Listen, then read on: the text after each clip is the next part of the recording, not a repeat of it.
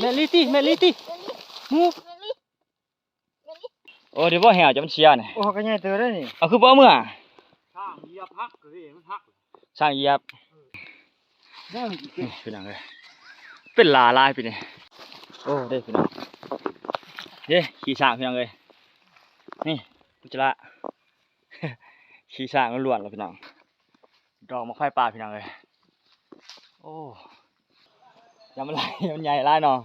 ขี่มันสิเอาแต่ขี่มันว่าขี่ช้างครับเพิ่นไปงมเอาพี่น้องเลยนี่มานขนาดเพิ่นหมดเพิ่นงมเลยปาดปิ่น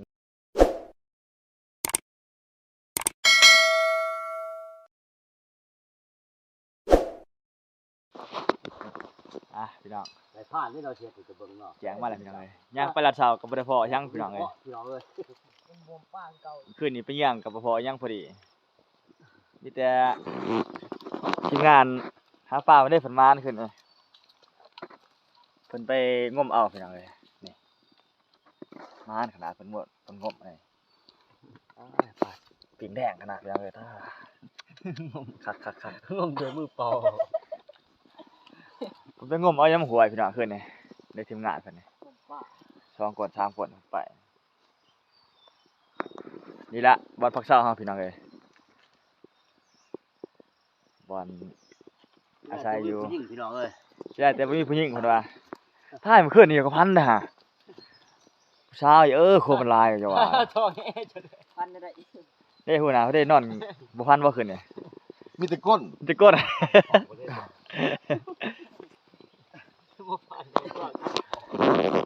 มื้อนี้ก็เกี่ยมสิกินข้าวกินน้ำแล้วก็สิเดินย่างปลาพี่น้องย่างปลาประมาณย่างสิย่างวัดมื้อเลยมื้อนี้พี่น้องเอ้ยที่เราวะคาดว่าตอนแรกสิกลับมาเรื่องเขาจะบ่สิไปหาอยู่หากินหาหมักจ้องเลยพี่น้องไปกับทีมงานนี่ล่ะนี่ดอกเฮ็ดดอกกินกาแฟดอกใหม่โอ้ของแท้คักเนาะมีแต่เสียบเลยป่ะฮะเสียบขนาดได้ระดับขนาดไหน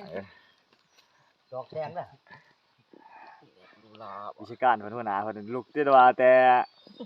บ่แม่นแต่2 โมงเพิ่นบ่ได้ยินว่า2 โมงบุกกันว่าจักโมงแล้ว2 โมงป่า2 โมงป่านี่ปีกปลาออมไปคืนนี้ก็มานเด้อพี่น้องนี่มาเตอได้อพี่น้องอาหารอยู่ปลาอยู่ดงต้มเต็มหม้ออันนั้นก็ต้มปลาคือกัน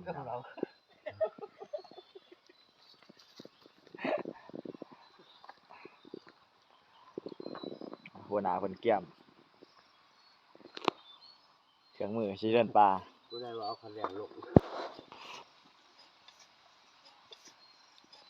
งับอยู่เพื่อนได้สูบปืนมันบ่เขาลงดึกเวลาดึงขึ้นมันบ่ฝืดบ่แกวข่าวเขาลงเว้ยหลุดว่าสูดีๆเขาว่าสิบ่เห็นเนี่ยอยู่เฮือนแล้วว่าเพิ่นไปงานฮู้จักอยู่ว่าเพิ่นไปงานไปนำพี่น้องไปกินข้าวมานี่แหละเถอะกินข้าวแล้วก็เดินทางต่อเลยคนก็อยู่ว่าเนาะว่านี่อยู่แล้วนี่ก็ดอกก้นหัวอยู่น้อยๆนี่ว่าบ่ตั้งมูนหัวขึ้นรถติดอกปั๊บหวานแล้วก็ให้ดอกก็มีแห้งได้ซั่นว่าหัวก็เพิ่นมาเนี่ยว่าเอามือใส่หน้าสะพายว่าสะพายเฮ็ดเกี่ยหน้าเกี่ยตาเดี๋ยวผ้าสิตีเลยผ้าเฮ็ดเพิ่นสิว่าจะผ้าพันสิพันเพิ่นตายแล้วเตี้ยโอ้มือหับพริงามจีกหมดพอดีติผ้าต้องเอามาเอ้ยมาเฮือนยังว่าอันนี้เขามันเอาเฮือนอีกเขาอันนั้นทันมาแก่มือบ่มาทันจังว่าหัวกับมะพันเมียมันนำไปของเพื่อนของกันว่าเลยพาอีโซ่มีเหงื่อเพื่อนโอ้นี่แห้งยังน้ำมาอยู่พันเนาะเอากันพ่อเตี้ยพันเมียนะครับมันนึกตัวนี้แรงนี่เลือดจ่อจัง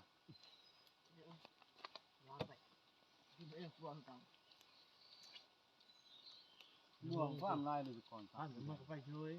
ท่านมันนี่เฉยแบบมากันเลยมันจะบอกเขาได้ว่าเบื้องเมียเขาได้ฮะตายบนหนักบนโจ้ยจ้ะนอกเนี่ยนั่นก็ว่าป้าเลย จะนอนเนี่ยจะกันมาที่ตัวเองกูเป็นแหละงูเดียวมันจะจำหนึ่งเคยว่าจะกินเหล้าบ้าปากก็ลงหาพวกอยู่เนี่ยตัวสัตว์เขาเนี่ยนี่เขาบอกจะตัวอย่างที่ไปวันนี้ตั้งกับเมียกินเบียร์เต็มก็บูว่าเต็มอยู่ให้อยู่มันก็บ่ว่าดอก มีให้เขาตะกดบ่ไฟเลยมันก็บ่คือนะนี่น่ะมันบ่สมควรแบบพุ่น กินเบียร์พวก ถ้า นั้ ดำ นเนี่ยแหละ มันต้องเน้นเตี้ยมันบ่คือ นี่จะพูดถึงก่อนมากทุกไปทุกมาเนาะมันกินเบียร์มันจะขึ้นกันบ้างทุกไปทุกมาก็อยู่เฉยเนาะเรื่องแห้งยังอ้อยนี่จะพูดแต่คือมาตั้งเนี่ย ต้องถือหันจังได๋บัดมีคุยกันจะว่าเขาบ่เรียบร้อย จะกินนี่จะพูดแต่คือใจแต่ตัวให้ภาษาข้างพวกนี่งานถึงมาขับเนาะก็ใกล้ครับเดี๋ยวจะพูดเนาะ โอ้เก็บเมียนบ่ บ่ไปทางดอก ก็จำไล่ไงเนาะ อ้าวหัวหน้าเพิ่นตอนนี้เดินทางล่ะสิแบ่งเป็น2ทีมพี่น้องเอ้ยสิแบ่งเป็น2จุเฮานี่ไป4คน3คนอีกจุหนึงไป4พี่น้องถือว่าเฮานี่ไป3คนนี่แหละ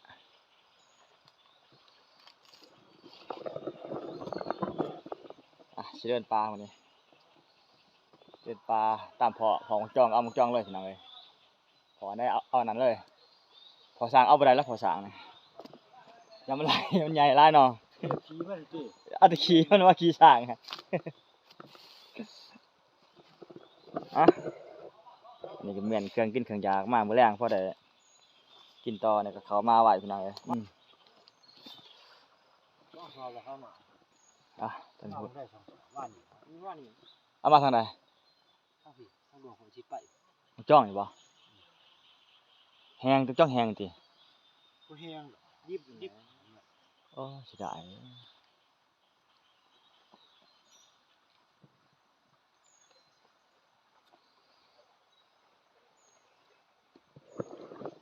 แต่ว่ามื้อนี้ก็สิย่าง3คนพี่น้องเอ้ยพุ่นแหละมื้อแรงพุ่นแหละจะสิพอกับจุที่2มื้อแรงค่ำมืดพุ่นแหละจะสิมาพอกัน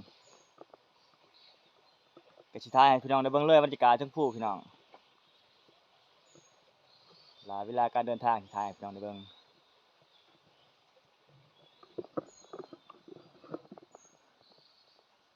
มาตะคงกัด เพิ่นหาใหญ่เพิ่นกัดจังกัดเกิบฮะ นี่ถามว่ามาปุ๊บ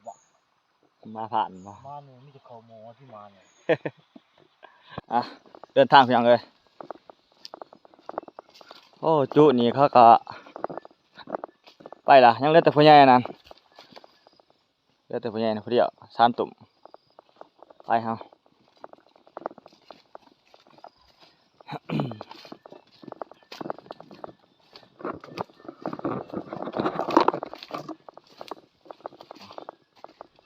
เดินทางย่างป่าอีกพี่น้องเอ้ยอาอยู่หากินแต่ว่าเฮาบ่ได้มีอีหยังในติดตัวมื้อนี้ประเภทของลามีแต่นี่อันเดียวนี่แหละนี่แหละ แต่ว่าแนวยิงในสังมันบ่มีเลยแม่นจุหนึงพุ่นแหละเขาถือเพราะว่าจุดประสงค์เฮาแม่นมาหาหมักจ้องพี่น้อง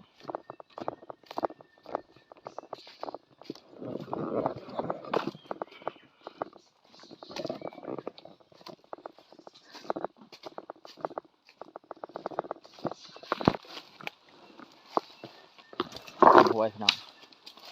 ก็หวยน้ำใส่เอาไปใส่ฮ้อนค่ำคือสิมีเนาะมันคือเป็นมีคนมาฮ้อนค่ำแท้เห็นคุมเขาได้ข่อยย่างไปถึงไปย่างขึ้นนี่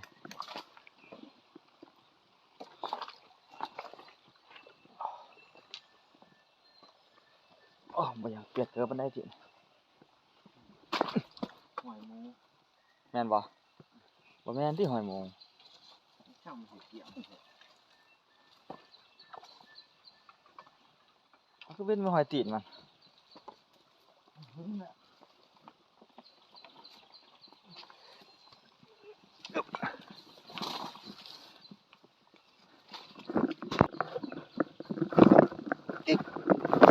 โอ้ยขึ้นเกือบบ่ได้เฮ้ยไปป่านี่เด้อบ่ อ้เนี่ยดอกมะไฟป่าพี่น้องเลยโอ้กกมะไฟป่าพี่น้องโอ้มีสร้างบ่ท่านนี่โอ้มีสร้างได้พี่น้องเลย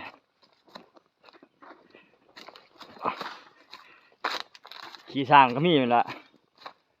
เดี๋ยวจะได้เห็นขี่สร้างพี่น้องเบิ่งขี่สร้างก่อน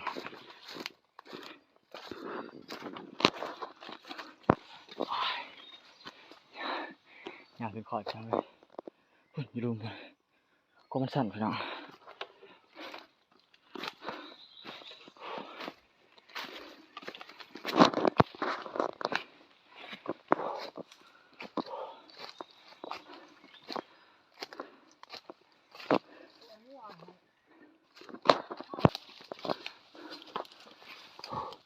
พอแล้วพี่น้องก็มาจ้องพี่น้องเลยพอแล้ว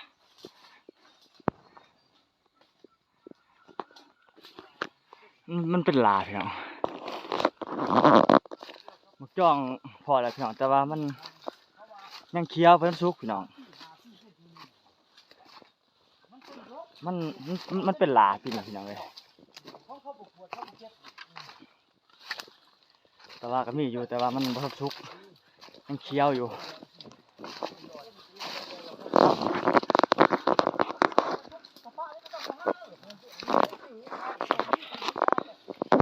โอ้ได้พี่น้อง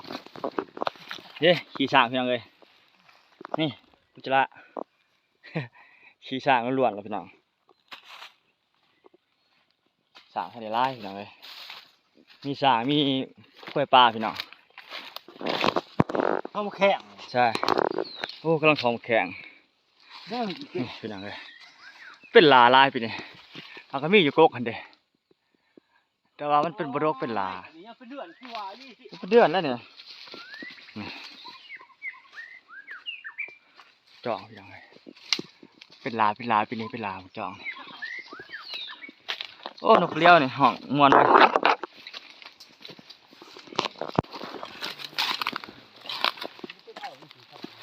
โอ้ใช่ไหมข้าวปั่มได้เนาะข้าวปั่มทีมพี่น้องเลยเสียดายนี่จองยังพันซุกปั่มทีมโอ้เดี๋ยวว่าแห่จะมันเชียร์เนี่ย โอ้ก็ใหญ่เตอได้นี่ เอาคือบ่เมื่อ ช่างเหยียบพักเลยมันพัก ช่างเหยียบ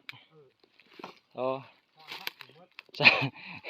เจอสั่งทำลายเนาะ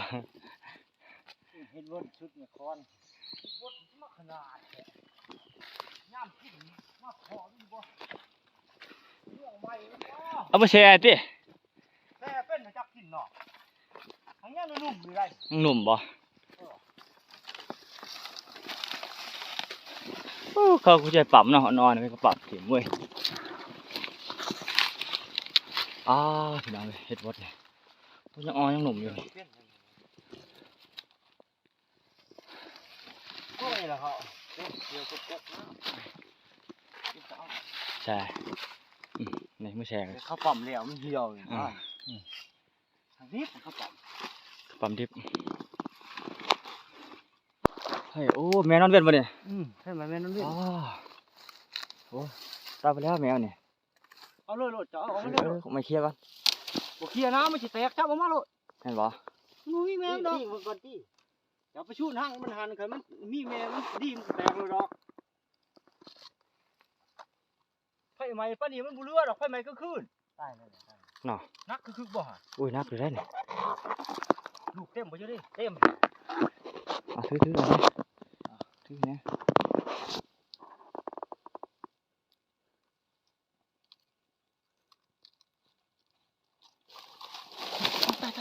ตายจับมันมึง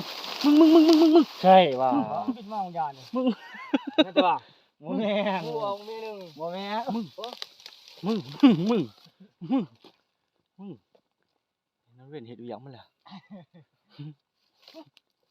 แม่ลิตี้ แม่ลิตี้มูไม่ได้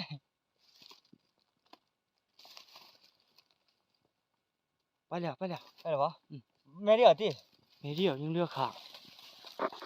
ไม่ได้ละคือข้อห่างปีนมึงเบิ้งยังมีบุรุษตายเต็มโอ้ โอ้ยอยู่บนได้จับแลนที่หั่งมันหันเอา ทางเดียวอันเดียวนะแม่ ขึ้นโตแล้วขอยานี่แหละมันสิเฮ็ดคนเยอะเด้อตายลูกเต็มใส่จังได๋นี่ไปแกะอยู่ใส่ ยังเท่าไรนี่ เอาใส่กระลงทานก่อนหั่น ยังเท่าไร หิวโลด ถ่ายชิที่ถึงแล้วหึงแล้วบ่ มาถึงแล้วบ้าน มันไผใหม่นี่หึงแล้วบ่มึงเจ้าว่า คือนี่ดิ คือนี่เนาะตัวนี้ยังใหม่อยู่นี่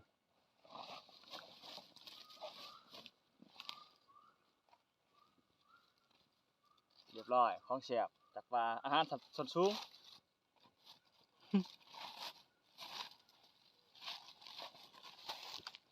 กูว่าสุดยอด เพิ่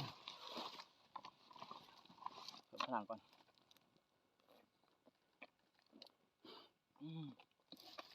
บ่อยากกินน้ำตู้เย็นกันเว้ยมันเย็น ไป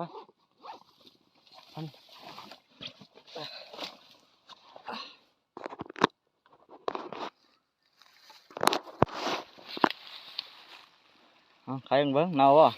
คือสิบ่เนาติคืนนี่โอ้ยบ่ทันเนาโอ้แต่ต่อเนาะ ตอนนั้นเว้น ตอนนั้นเว้น เสียบที่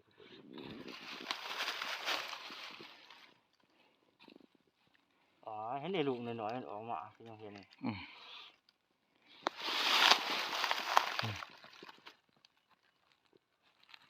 ่ง่ายเลย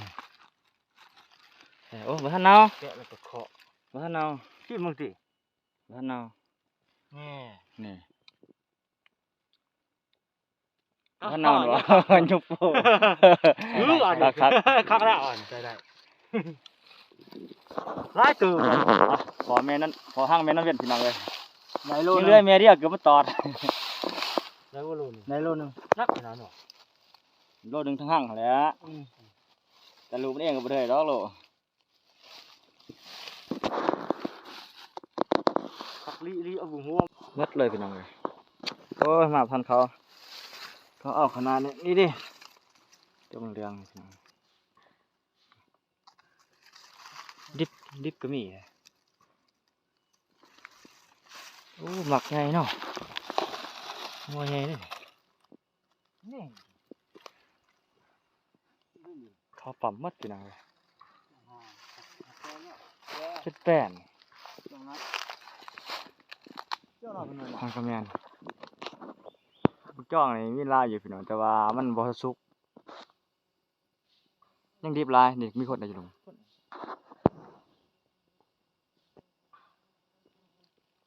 โอ้เสียดายนะ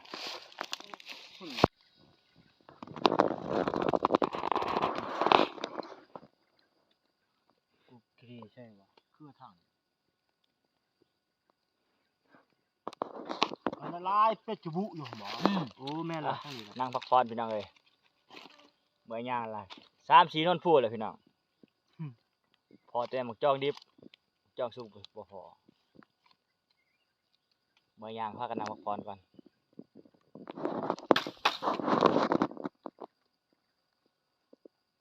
นี่ก็อยู่ทางล่างผู้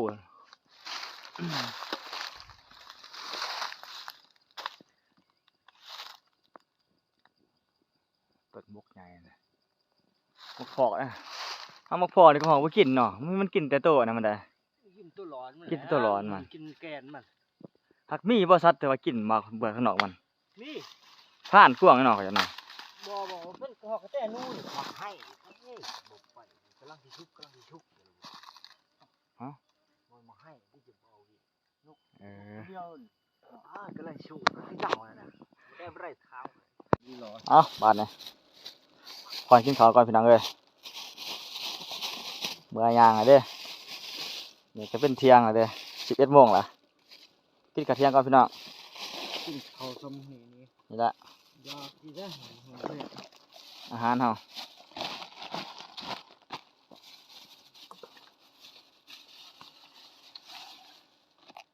จับปลาแดกปิ้งปลาโอ้ถักเนาะอาหารเฮามาล้างมือ ลืมหมด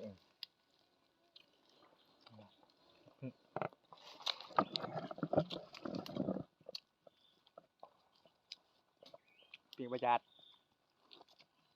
โอ้อยากพิคักเนาะอยากเนาะ